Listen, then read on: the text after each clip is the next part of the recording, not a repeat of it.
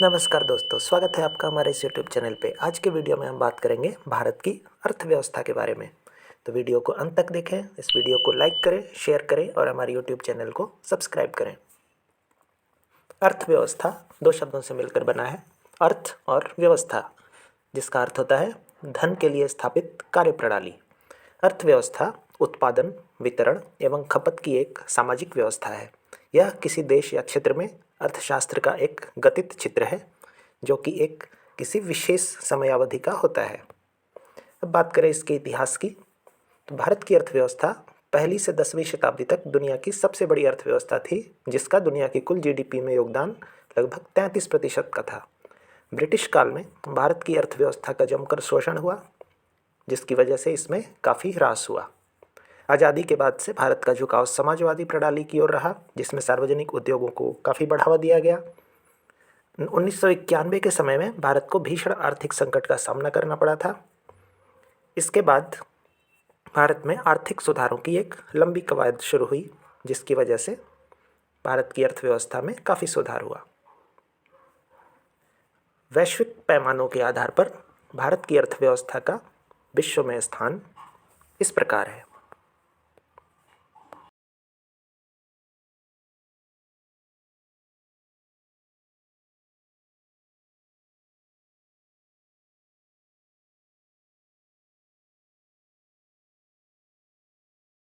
सकल घरेलू उत्पाद। सकल घरेलू उत्पाद या जीडीपी एक अर्थव्यवस्था के आर्थिक प्रदर्शन का एक बुनियादी माप है। यह एक वर्ष में एक राष्ट्र की सीमा के भीतर सभी अंतिम माल और सेवाओं का कुल बाजार मूल्य होता है। इसके मापन और निर्धारण का सबसे आम तरीका होता है खर्च या व्यय विधि, जिसका सूत्र है उपभोग, सकल निवेश, सरकारी खर्च और निर्यात और आयात के अंतर का कुल योग। भारत के सकल घरेलू उत्पाद का वर्षवार विवरण इस प्रकार है।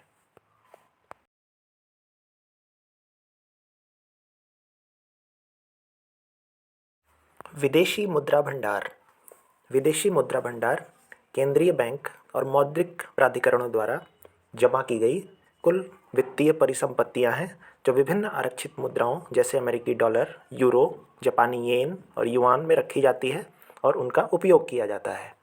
प्राचीन काल में यह सोने या चांदी के रूप में भी रखी जाती थी। भारत के कुल विदेशी मुद्रा भंडार का वर्षवार विवरण इस प्रकार है।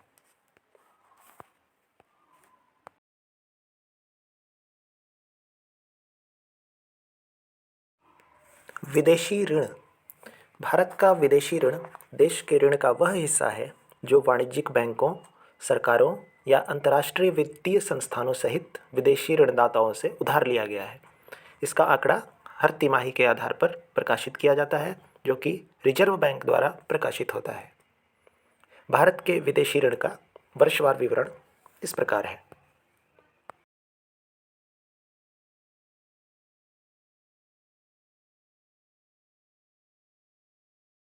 रोजगार। रोजगार दो पक्षों के बीच एक संबंध है जो आमतौर पर एक अनुबंध पर आधारित होता है, जहाँ पर काम के लिए भुगतान किया जाता है।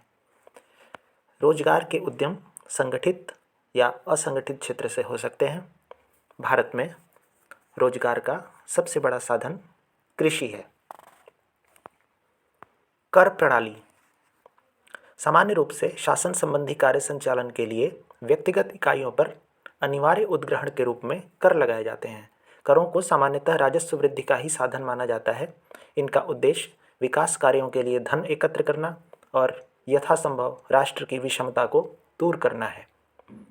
शासन की नीतियों पर आधारित कराधान का व्यापक उद्देश्य जनता का अधिकाधिक कल्याण करना है। इनके द्वारा ही शासन को आर्थिक दृढ़ता प्राप्त होती है। कर प्रणाली प्राचीन काल से ही प्रचलित रही है और करों का प्रमुख माध्यम अप्रत्यक्ष या प्रत्यक्ष दोनों माध्यम से होता है। अब बात करते हैं भारत की अर्थव्यवस्था के कुछ प्रमुख क्षेत्रों के बारे में, जो कि इस प्रकार हैं। कृषि। कृषि भारत की अर्थव्यवस्था का सबसे आधारभूत स्तंभ है, जिसका सकल घरेलू उत्पाद में लगभग 15% का योगदान होता है। भारत की कुल आबादी की लगभग आधी जनसंख्या कृषि पर ही निर्भर है। और कृषि उत्पाद अन्य प्रमुख उद्योगों के लिए प्राथमिक उत्पादों का निर्माण भी करता है। वन वन का अर्थव्यवस्था में अपेक्षाकृत कम योगदान है, लेकिन वन क्षेत्र में प्राकृतिक सुविधाओं को काफ़ी प्राथमिकता दी जाती है। मत्स्य पालन। भारत दुनिया का तीसरा सबसे बड़ा मछली उत्पादक देश है। सकल घरेलू उत्पाद में इसका 1% से भी ज़्यादा का योगदान है। इसके अलावा यह बहुत सारे लोगों के लिए आय, रोजगार, पोषण और खाद्य सुरक्षा का माध्यम है। खनन खनन एक प्रमुख आर्थिक गतिविधि है और यह भारत के सकल घरेलू उत्पाद में लगभग 2.5% का योगदान देता है। पेट्रोलियम पेट्रोलियम क्षेत्र दुनिया का प्राथमिक ऊर्जा का स्रोत है। बहुत सारे उद्योगों में पेट्रोलियम का उपयोग किया जाता है।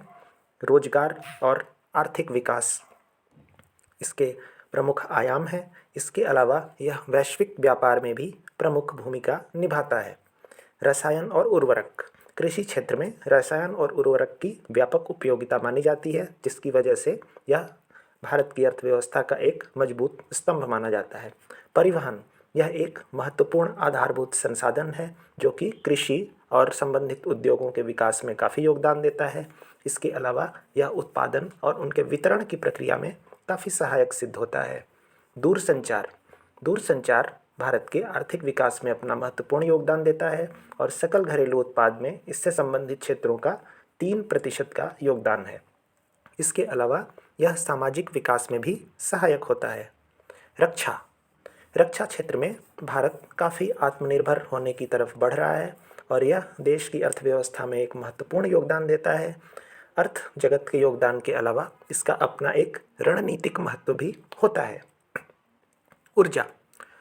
ऊर्जा देश में आर्थिक गतिविधि को बढ़ावा देने में काफ़ी महत्वपूर्ण भूमिका निभाता है। इसके अलावा यह रोजगार में भी काफ़ी वृद्धि करता है। ऊर्जा और आर्थिक विकास में भी समानांतर संबंध होता है।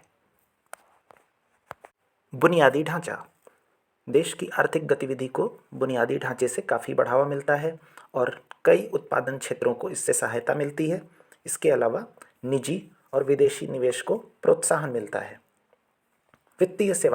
वित्तीय सेवाएं आर्थिक विकास का एक महत्वपूर्ण पहलू हैं जो कि धन प्रवाह के प्रबंधन के लिए जिम्मेदार होती हैं। पर्यटन आर्थिक विकास और रोजगार सृजन का एक प्रमुख कारण है और यह सकल घरेलू उत्पाद में लगभग 6% का योगदान देता है। इसके अलावा इसका योगदान सामाजिक समानता में भी होता है। मनोरंजन रचनात्मक अर्थव्यवस्था का निर्माण करता है। इसके अलावा यह बहुत सारे लोगों के लिए रोजगार सृजन का भी एक माध्यम है। तो दोस्तों, कैसी लगी आप सबको ये जानकारी? वीडियो देखने के लिए बहुत बहुत धन्यवाद। ये वीडियो आपको कैसा लगा कमेंट में ज़रूर बताएं। इस वीडियो को शेयर करें जिससे और लोगों तक ये जानकारी पहुंच सके। ऐसे ही और वीडियोस तक पहुंचने के लिए कृपया हमारे YouTube चैनल को सब्सक्राइब करें। बहुत बहुत धन्यवाद। जय हिंद।